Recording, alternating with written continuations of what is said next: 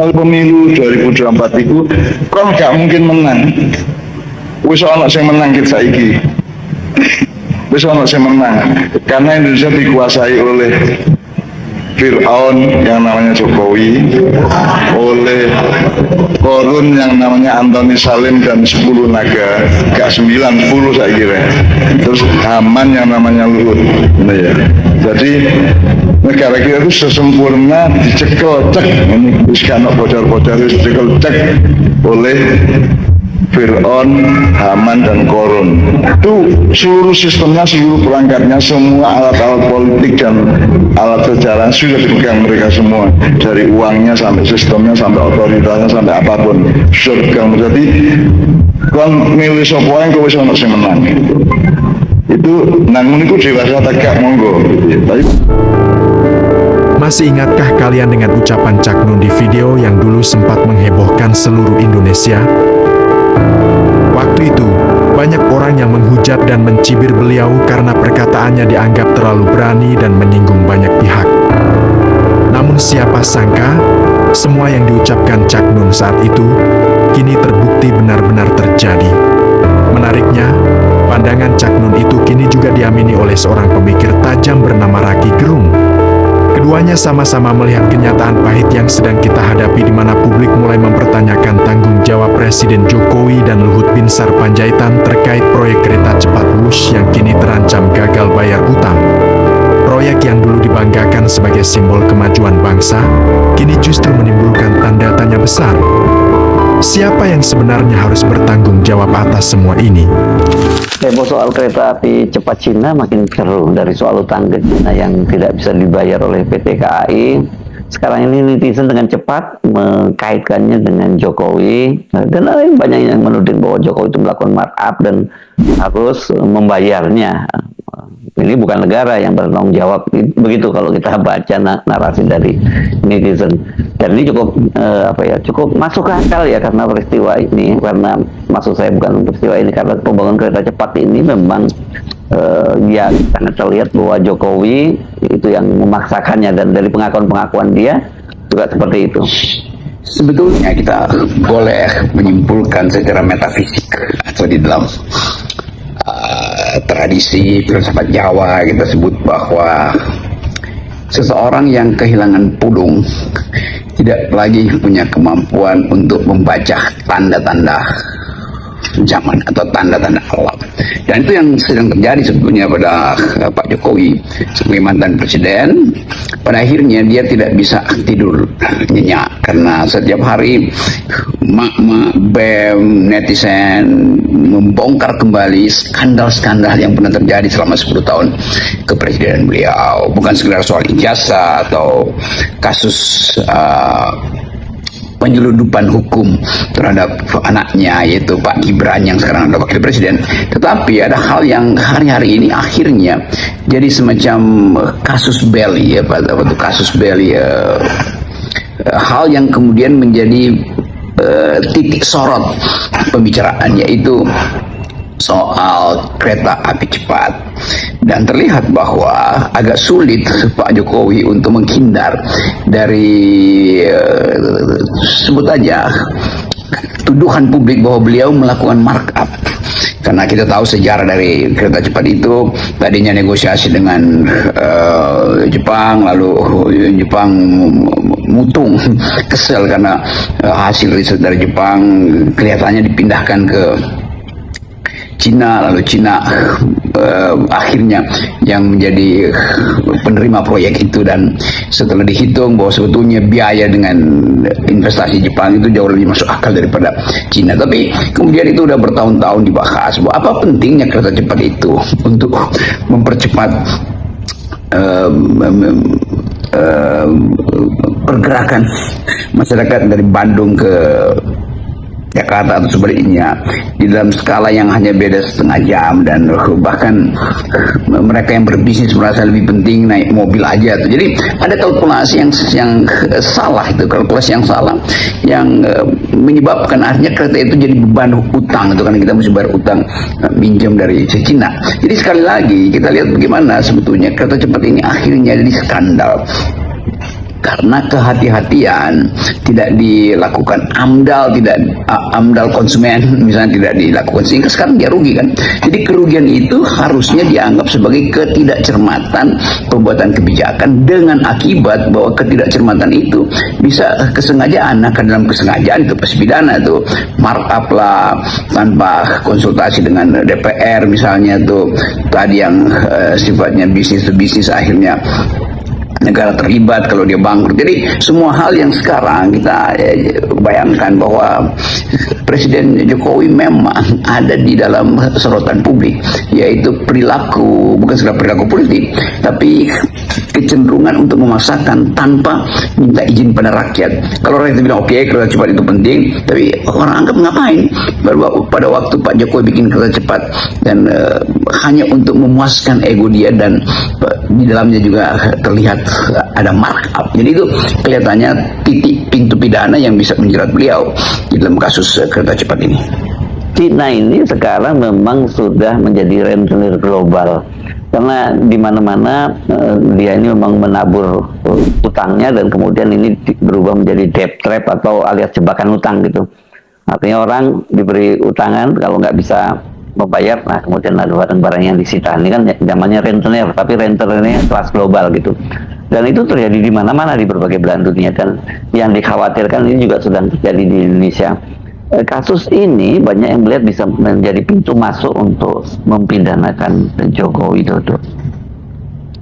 Ya, justru betul Bung Hersu, bahwa faktor Cina yang sudah ada di dalam sejarah menjebak partner bisnisnya di mana, di Asia, di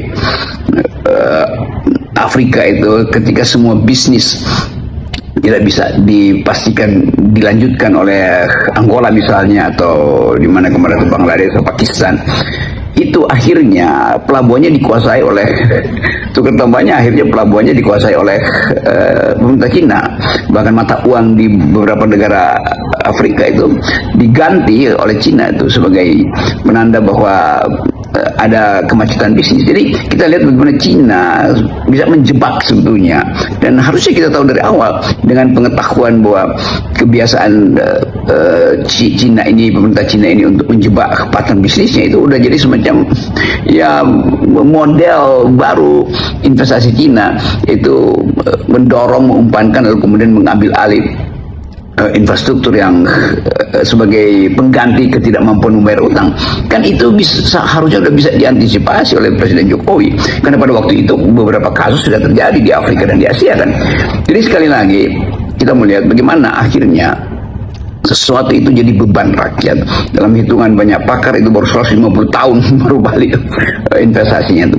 Sekarang masalahnya adalah apa yang mesti kita bayangkan sebagai potensi Pak Jokowi itu dipidanakan. Pertama tentu adalah, ini dengan mudah orang anggap kalau itu masuk akalnya di Jepang, kenapa dipindahkan ke Cina? Apakah ada semacam perjanjian diam-diam di dalam rangka diplomasi politik, sehingga sesuatu yang dalam skala ekonomi lebih murah dibuat lebih mahal di Cina? Atau memang itu upaya menerima sogokan yang lebih besar dari pemerintah Cina, di markup proyeknya. Jadi banyak faktor yang bisa menerangkan kenapa sekarang publik menganggap bahwa potensi Pak Jokowi dipidanakan itu sangat besar. Jadi sangat mungkin kita bisa membayangkan akibat-akibat dari kegagalan kebijakan Pak Jokowi, yang bukan sekedar kegagalan di dalam kebijakan, tetapi ada mens rea di situ. Nah, ini mulai kita bicara tentang mens rea. Ada motif untuk korupsi, motif untuk markup, motif untuk dapat ya sebetulnya keistimewaan khusus untuk kepentingan pribadi atau kepentingan kelompok Solo ini kan. Semua itu mesti dibuka di pengadilan. Tapi sekali lagi pintu masuk udah ada, itu markup pasti dengan mudah dipastikan sebagai pintu masuk untuk membongkar skandal dari beban kereta cepat yang sekarang jadi semacam nyanyian bersama bahwa yang ada di dalam proyek kereta cepat itu adalah beban pada rakyat tuh, karena hutang itu harus dibayar oleh rakyat pada akhirnya tuh. Jadi sekali lagi kita coba lihat bagaimana Pak Jokowi akhirnya harus satu demi satu kasus kejahatan ekonomi politik dari dinastinya ketika memerintah dalam konteks 10 tahun itu mulai dibongkar kembali dalam bentuk file-file lama tuh, dan sebetulnya tidak ada file lama selama file itu belum diperiksa secara akademis dan dibuktikan secara pengadilan. File itu tetap file yang tertutup. Sekarang file itu mulai dibuka oleh publik. Oh, yang tadi Anda maksud yang disita itu pelabuhannya itu pelabuhan Hambantota, Rob, di Sri Lanka, yang diambil oleh Cina karena pemerintahnya nggak bisa bayar utang pembangunan bandara Rajapaksa karena bandaranya itu sepi. Ya kayak persis seperti kereta cepat sekarang ini. Kalau kereta cepat bukan sepinya, tapi memang sejak awal ini visibility study-nya nggak masuk akal, ini terlalu dipaksakan juga nih.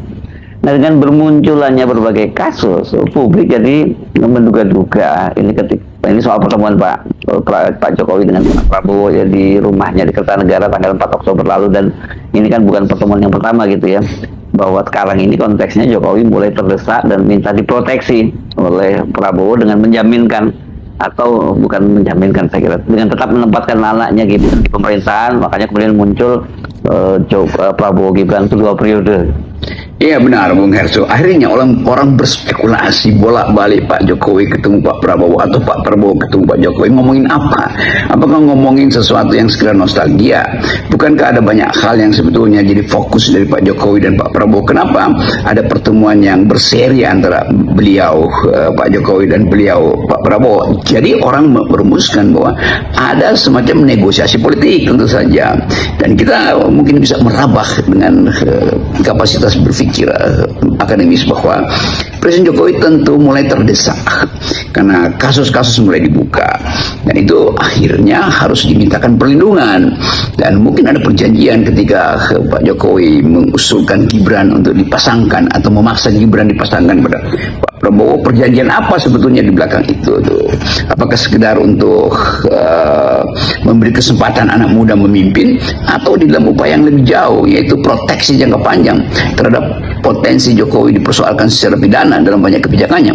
Kan semua itu jadi bahan spekulasi itu, dan juga kita bisa membaca hal sebaliknya bahwa Pak Prabowo tidak mungkin menahan opini publik yang diarahkan langsung pada Pak Jokowi di dalam skandal kereta cepat ini misalnya. Yang lain mungkin bisa secara samar-samar disentuh sedikit sebagai isu soal ijazah. Ngapain sih persoalan ijazah kan udah selesai, ngapain sih masih ngomongin fufafa padahal dia udah wakil presiden. Tetapi soal beban yang akhirnya jatuh pada rakyat, yaitu membayar hutang yang dibuat oleh Jokowi akibat kebijakan yang koruptif ketika membuat kontrak dengan Cina di dalam soal kereta cepat ini, itu tidak mungkin dihalangi oleh presiden bahkan tuh, karena ada faktor-faktor lain di situ, yaitu kesulitan ekonomi rakyat hari ini, pilihan untuk memamerkan infrastruktur yang mercusuar, kan itu di tengah-tengah kemiskinan, di tengah-tengah data bahwa Indonesia sebetulnya daya beli menurun, kemampuan